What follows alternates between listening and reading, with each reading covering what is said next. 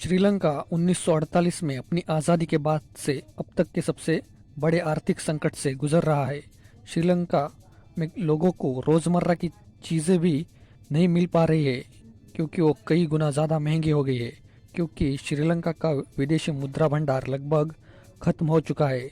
इसी वजह से वो कोई भी इम्पोर्ट नहीं कर पा रहे हैं। और वो कौन 5 लोग हैं और उनके क्या डिसीजंस थे जिसकी वजह से श्रीलंका की इकोनॉमी तबाह हो गई, क्या इसकी पूरी बात जानते हैं?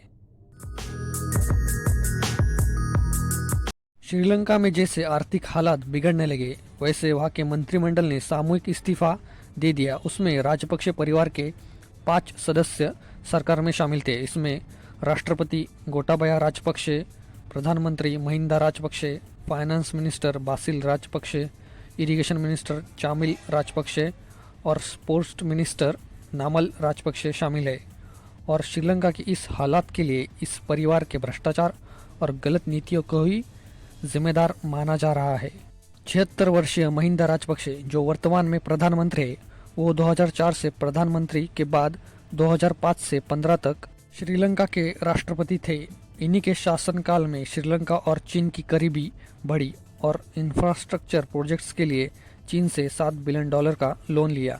खास बात यह है कि ये सारे प्रोजेक्ट्स फेल साबित हुए और प्रोजेक्ट्स के नाम पर जमकर भ्रष्टाचार हुआ।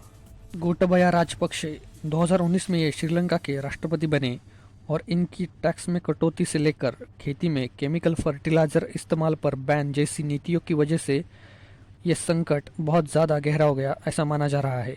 बासिल राजपक्षे ये अब तक श्रीलंका के फाइनेंस मिनिस्टर थे और इनको सरकारी ठेकों में कमीशन लेने की वजह से इन्हें मिस्टर 10% कहा जाता है। चामल राजपक्षे ये अब तक श्रीलंका के इरिगेशन मिनिस्टर थे और ये श्रीलंका की पहली महिला प्रधानमंत्री सिरिमाओ भंडारनायका के बॉडीगार्ड भी रह चुके हैं। 35 वर्षीय नामल राजपक्षे महिंदा राजपक्षे के बड़े बेटे जो 2010 में महज 24 साल की उम्र में सांसद बन गए और उन पर मनी लॉन्ड्रिंग में शामिल होने के आरोप लगते रहे हैं। यही वो चेहरे हैं और इनके कौन से फैसलों ने श्रीलंका की इकोनॉमी को पूरी तरीके से डुबा दिया, वो अब देखते हैं। कर्ज ने बिगाड़ा श्रीलंका का खेल। पिछले एक दशक के दौरान श्रीलंका की सरकारों ने जमकर कर्ज लिए, लेकिन ले तो लिए पर इसका सही इस्तेमाल करने के बजाय गलत इस्तेमाल ही ज़्यादा हुआ। 2010 के बाद से ही श्रीलंका लगातार विदेशी कर्ज लेता गया। श्रीलंका अपने ज़्यादातर कर्ज तो चीन से ले लिए और उसके बाद जापान और भारत का नंबर आता है। और सबसे बड़ी बात तो 2018 में श्रीलंका के प्रधानमंत्री रहे रानिल विक्रमसिंघे ने हम्बनटोटा पोर्ट चीन को 99 साल के लिए लीज पर दे दिया। ऐसा इसलिए क्योंकि चीन के लोन के पेमेंट के बदले ऐसा किया गया और ऐसी नीतियों की वजह से श्रीलंका की आर्थिक हालात बिगड़ना शुरू हो गई। इसके अलावा world bank, Asian development bank जैसे ऑर्गेनाइजेशन से भी पैसा लिया हुआ है और साथ ही इंटरनेशनल मार्केट से भी उधार लिया हुआ है। श्रीलंका की एक्सपोर्ट अनुमानित $12 बिलियन है, जबकि इंपोर्ट करीब $22 बिलियन है, यानी उसका व्यापार घाटा है वो $10 बिलियन का है। पिछले 2 सालों में श्रीलंका का विदेशी मुद्रा भंडार 70% तक घट गया है और फरवरी 2022 तक श्रीलंका के विदेशी मुद्रा भंडार केवल $2 बिलियन ही बचा था, और जबकि उसे 2022 में $4 बिलियन का लोन चुकाना है। और इन्हीं सारी वजह से श्रीलंका में महंगाई दर 17% को भी पार कर गई और वहाँ पर $1 की कीमत करीब 300 श्रीलंकाई रुपए तक पहुँच गई, यानी एक भारतीय रुपए की कीमत करीब 4 श्रीलंकाई रुपए हो गई है।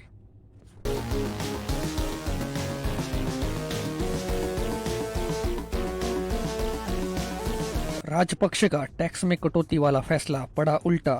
2019 में राष्ट्रपति गोटाबाया राजपक्षे ने टैक्स में कटौती करने वाला और लोगों को लुभाने वाला दांव खेला, लेकिन इससे श्रीलंका की इकोनॉमी को एक बहुत बड़ा नुकसान पहुंचा और श्रीलंका की टैक्स से जो होने वाली कमाई थी वो 30% तक कम हो गई, यानी सरकारी खजाना इससे खाली होने लगा।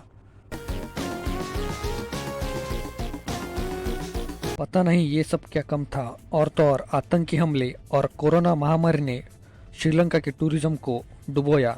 2019 में ईस्टर संडे के दिन राजधानी कोलंबो में 3 चर्चों में हुए आतंकी हमले में 260 लोगों की जान चली गई थी। इस आतंकी हमले ने श्रीलंका की टूरिज्म इंडस्ट्री को बहुत बड़ा नुकसान पहुंचाया।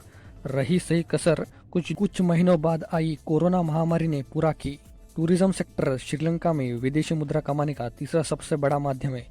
2018 में श्रीलंका में 23 लाख से भी ज़्यादा टूरिस्ट आए थे, लेकिन ईस्टर संडे वाला आतंकी हमले के बाद 2019 में ये घटकर सिर्फ 19 लाख टूरिस्ट ही आए और उसके बाद कोरोना पाबंदियों की वजह से 2020 में ये घटकर और 5 लाख ही रह गई और 2021 में श्रीलंका में 2 लाख से भी कम टूरिस्ट आए।